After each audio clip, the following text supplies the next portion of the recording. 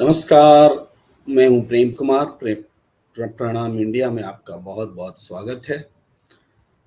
बहुत चर्चा है, हर जगह विजुअल्स दिखाए जा रहे हैं, नोटों का अंबार है, मशीनें गिन नहीं पा रही हैं और धीरज साहू जो कांग्रेस के राज्यसभा सदस्य हैं, उनके पूरे परिवार का, पूरे कारोबार का ये जो अघोषित खजाना है वो देश के सामने आ रहा है। विजुअल्स के साथ पूरा देश इसे जान रहा है। इस बारे में जो ब्रीफिंग हो रही है वो क्या हो रही है? वो ये हो रही है कि देखो देखो खजाना मिल गया है। 100 करोड़, 200 करोड़, 300 करोड़, हो सकता है ये दसियों करोड़ तक भी जाए। लेकिन सवाल ये है कि ये जो सैकड़ों करोड़ रुपए मिले, ये कहां से कमाए गए पैसे हैं? ये काली कमाई है, तो इस काली कमाई का स्रोत क्या है? इस बारे में अब तक एक शब्द किसी की ओर से नहीं कहा गया है। और इससे भी बड़ा सवाल यह है कि अब तक धीरज साहू से कोई पूछताछ, उनकी गिरफ्तारी जैसी कोई बात नहीं हुई है। तो क्या कारण है? और इसके अलावा जबकि जिसको एक्यूज्ड बता रहे हैं धीरज साहू को, उसको अरेस्ट नहीं कर रहे हैं, लेकिन सवाल प्रधानमंत्री के लेवल से उठ रहा है, गृह मंत्री के लेवल से उठ रहा है, भारतीय जनता पार्टी के तमाम नेता उठा रहे हैं। और ये सवाल जो उठा रहे हैं, ये सवाल बहुत गंभीर सवाल उठा रहे हैं। वो गांधी परिवार को जोड़ रहे हैं, वो कांग्रेस को जोड़ रहे हैं, वो इंडिया गठबंधन को जोड़ रहे हैं कि इन पैसों के बारे में आप टिप्पणी कीजिए। प्रश्न ये है, क्या इन पैसों से, इनमें से किन्हीं का भी कोई संबंध पा लिया गया है, जोड़ा गया है? क्या कांग्रेस लाभान्वित है इस कारोबार से, इन पैसों से? क्या इंडिया गठबंधन लाभान्वित है? क्या है? ये बड़ा प्रश्न है। लेकिन इससे पहले हम आपको वो दिखाना चाहते हैं कि अमित शाह जी ने क्या कहा है, कैसे हमले बोले हैं इंडिया गठबंधन पर, कांग्रेस पर। आप सुनिए। सर, क्या कहेंगे जिस तरीके से झारखंड के हालात हैं और जिस तरीके से वहाँ पे अरबों रुपए निकल रहे हैं कांग्रेस के सांसद के घर से, कई तरह के सवाल उठ रहे हैं। देखिए, ये मुझे तो बड़ा आश्चर्य है, आजादी के बाद किसी भी दल के सांसद के घर से इतनी बड़ी मात्रा में कैश नहीं पकड़ी गई होगी। सैकड़ों करोड़ों रुपए का कैश सांसद के घर से मिलता है और पूरा इंडिया अलायंस मौन है इस करप्शन पर। मैं तो पूछना चाहूंगा इनके साथियों को, कांग्रेस का मौन तो हमें समझ में आता है क्योंकि इनकी फितरत ही भ्रष्टाचार की है, परंतु चाहे तृणमूल कांग्रेस हो, चाहे जेडीयू हो, चाहे आरजेडी हो, ये सारे दल डीएमके सहित चुप बैठे हैं। सपा भी चुप बैठी है, कोई रिएक्शन नहीं। अब मुझे समझ में आ रहा है कि मोदी जी के खिलाफ ये जो एक प्रचार अभियान चला कि एजेंसियों का दुरुपयोग हुआ है, वो क्यों चलाया गया? क्योंकि इनके जहन में एक डर था कि हमारे करप्शन के सारे कच्चे चिट्ठे खुल जाएंगे। और मैं मानता हूं कि ये उचित ही हुआ है। जिस प्रकार से इतनी विपुल मात्रा में भ्रष्टाचार झारखंड जैसे गरीब राज्य में हो रहा है, वो आंख खोलने वाला है। और ये जो राजनीतिक प्रोपेगेंडा करते हैं एजेंसियों के दुरुपयोग का, उनको ये अपने आप ही उनके ही कृत्य से जवाब मिल गया है। इतना भारी करप्शन करने के बाद भी अगर कोई एजेंसी काम न करे तो एजेंसी की क्षमता पर सवाल उठते हैं। और मैं मानता हूं कि राहुल गांधी से लेकर इंडिया अलायंस के सभी लोगों ने इसका जवाब देना चाहिए।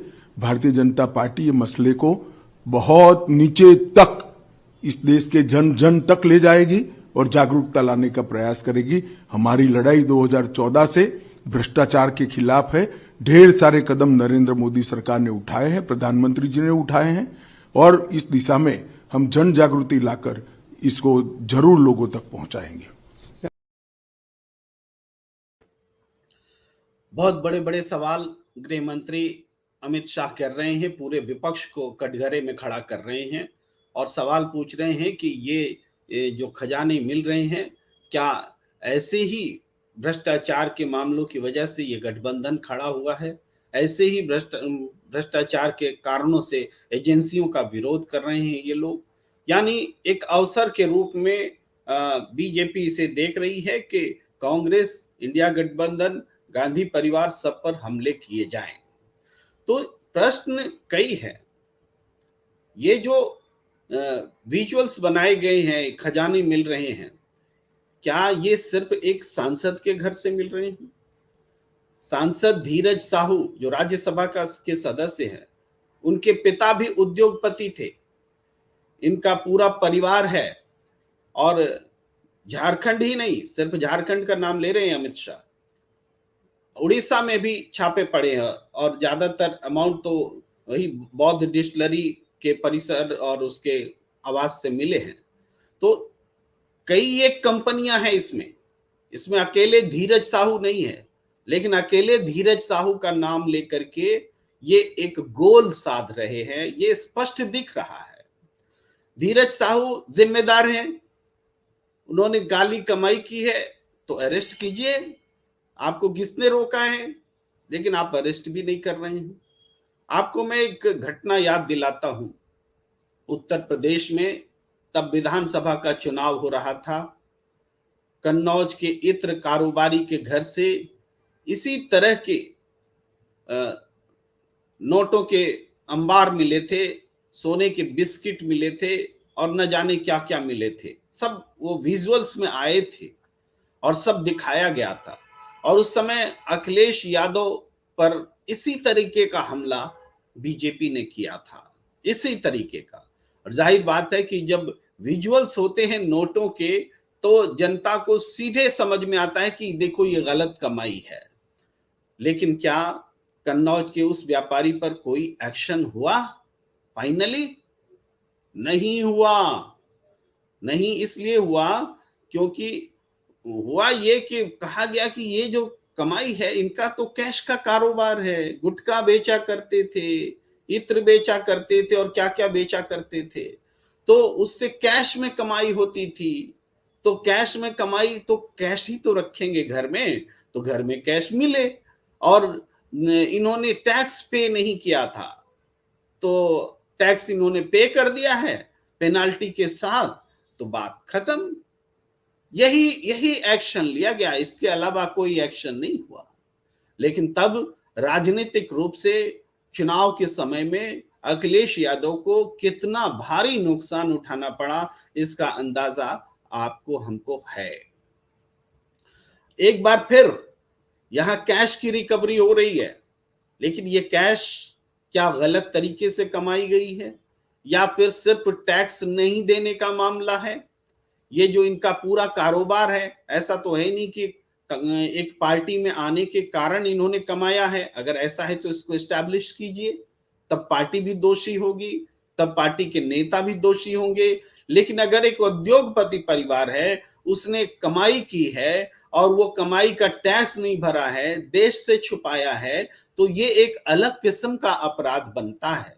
और जब तक धीरज साहू को अरेस्ट नहीं करते हैं, उस पर इल्जाम नहीं लगाते हैं, उसके परिवार को अरेस्ट नहीं करते हैं, इल्जाम नहीं लगाते हैं, तो क्या कोई अलग से आए कांग्रेस पार्टी, इंडिया गठबंधन, गांधी परिवार और बोले कि मेरा इससे संबंध है और हम शर्मिंदा हैं और हम माफी मांगते हैं?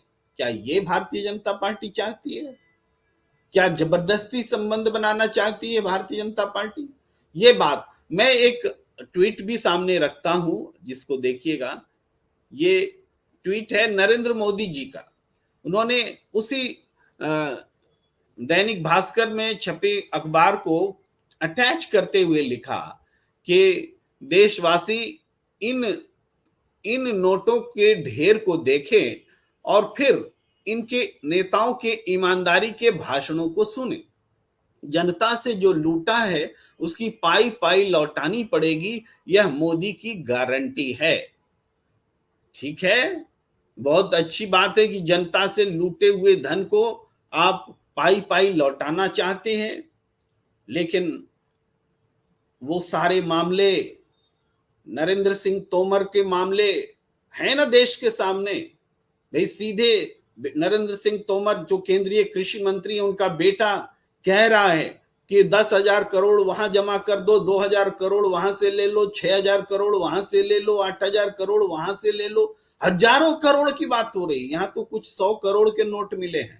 हजारों करोड़ लेन देन की बात नरेंद्र सिंह तोमर कह रहा है के बेटे कह रहे हैं। उनकी पतोहू ये ट्वीट करके बड़े बड़े महंगे महंगे गिफ्ट मंगा रही है कनाडा से। वो सारे उसके ट्रेल्स हैं, उसके व्हाट्सएप में रिसीट है, जिसने दिए वो आकर के बता रहा है नशे की जो अफीम की खेती होती है उसके लिए इन्वेस्टमेंट ये लोग कर रहे हैं।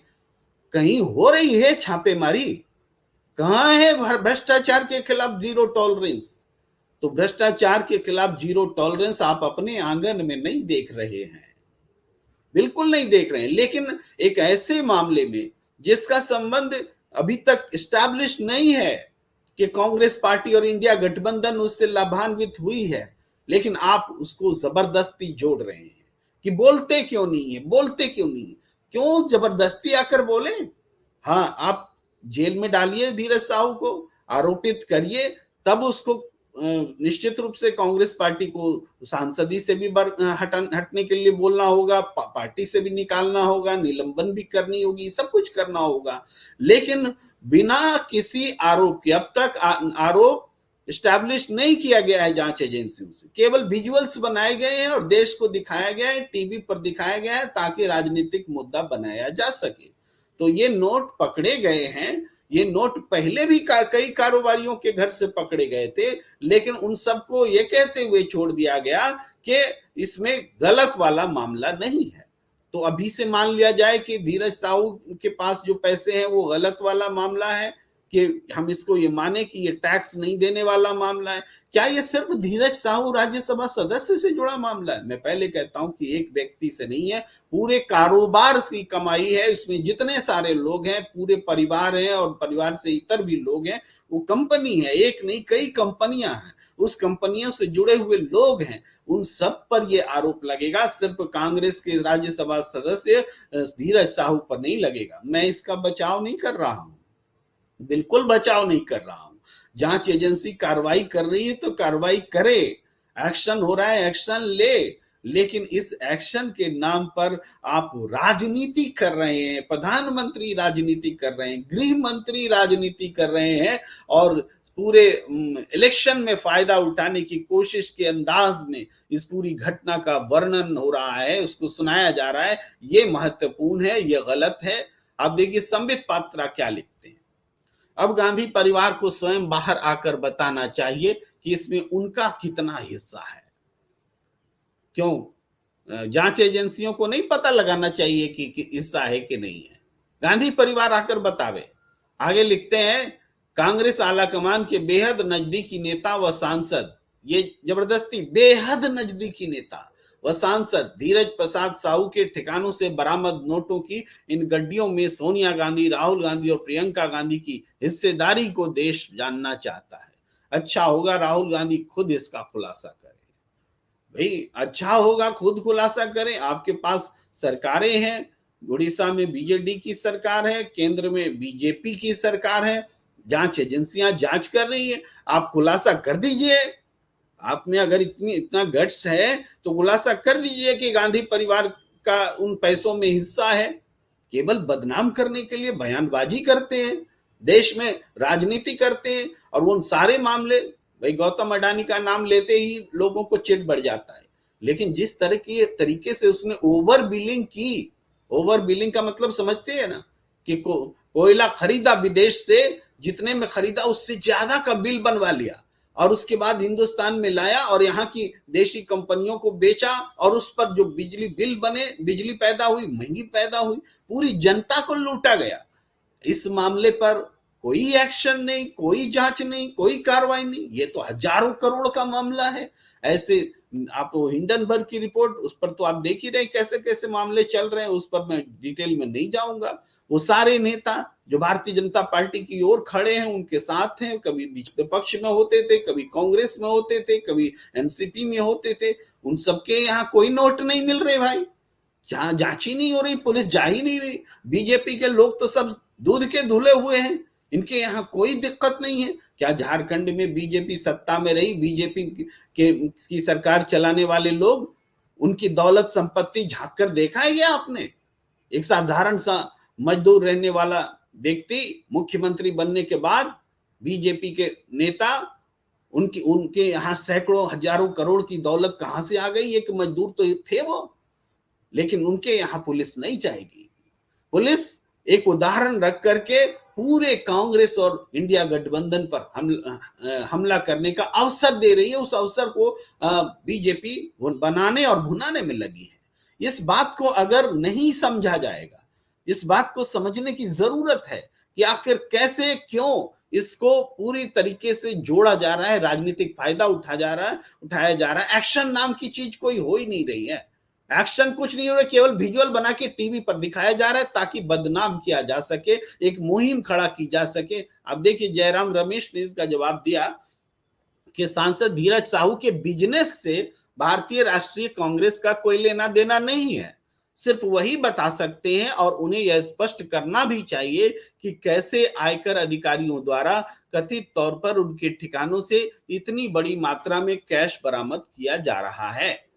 तो ये बिल्कुल यही निरपेक्ष बात होती है। इससे आगे अगर कोई संबंध दिखता है एजेंसियों को कि कांग्रेस इस पैसे से लाभान्वित हो रही थी, कि गांधी परिवार इससे लाभान्वित हो रहा था, कि कोई और इंडिया गठबंधन का आदमी इससे या पार्टी इससे लाभान्वित हो रहा था, तो निश्चित रूप से सवाल बनता है, निश्चित रूप से बनता है। लेकिन न तो ये सिर्फ धीरज साहू का पैसा है, और न तो इस पैसे से किसी और का संबंध स्टैब्लिश हुआ है, और न ही ये पैसे किस सोर्स से कमाए गए हैं, इसको एजेंसियां अभी तक बता पाई हैं। अगर ये शराब के कारोबारी हैं तो शराब के कारोबारियों को ये नकद में आमदनी होती है, ये भी सबके सामने जग जाहिर है। लेकिन हाँ, ये भी सच है कि इसमें टैक्स की चोरी होती है, आमदनी ज्यादा होती है, दिखाए कम जाते हैं।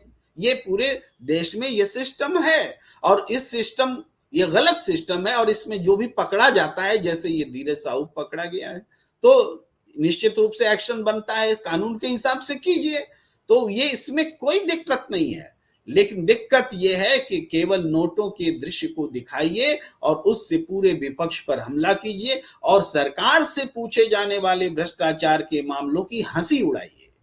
सरकार से जो भ्रष्टाचार के मामले पूछे जा रहे हैं उसकी हंसी उड़ाई जाती है, उस पर ध्यान नहीं देते हैं, उसके बारे में पूछते बताते नहीं है। भाई सरेआम भ्रष्टाचार चल रहा है। आपकी कर्नाटक की सरकार चली गई बीजेपी भ्रष्टाचार के मामलों के कारण, क्यों नहीं तब ईडी सीबीआई ये सब पहुंची थी। लेकिन विपक्ष के नेताओं के घर पहुंचती है, उसको इन मामलों को छोड़ दें तो बाकी मामलों में हैरान और परेशान ही करती है। ये मामले जो आए हैं, ये मामले इनकम टैक्स के छापे हैं। जो सोर्स है, सोर्स बताइए कि गलत तरीके से कमाई गई है, उसका एक्शन लीजिए, तो जेल भेजिए। ये सारे ऑप्शंस खुले हुए हैं, और ये काम एजेंसियों को करना चाहिए, सरकार को करना चाहिए। ये इस प्रक्रिया में निश्चित रूप से एक्शन होने चाहिए। लेकिन राजनीतिक रूप से जिस तरीके से फायदा उठाने के लिए इसका इस्तेमाल किया जा रहा है, ये बहुत ही गलत है, निंदनीय है, और किसी का मान मर्दन करने के लिए खुद प्रधानमंत्री और गृह मंत्री इसमें इन्वॉल्व हैं, ये और भी चिंता की बात है। तो इस बातचीत को हम यहीं पर समाप्त करने की इजाजत चाहते हैं। आपने अगर YouTube चैनल सब्सक्राइब नहीं किया है तो कृपया इसको सब्सक्राइब कर लीजिए, ताकि हमारे और आपके बीच बातचीत का जो सिलसिला है वो आगे भी जारी रहे। फिलहाल हमें दीजिए इजाजत। नमस्कार।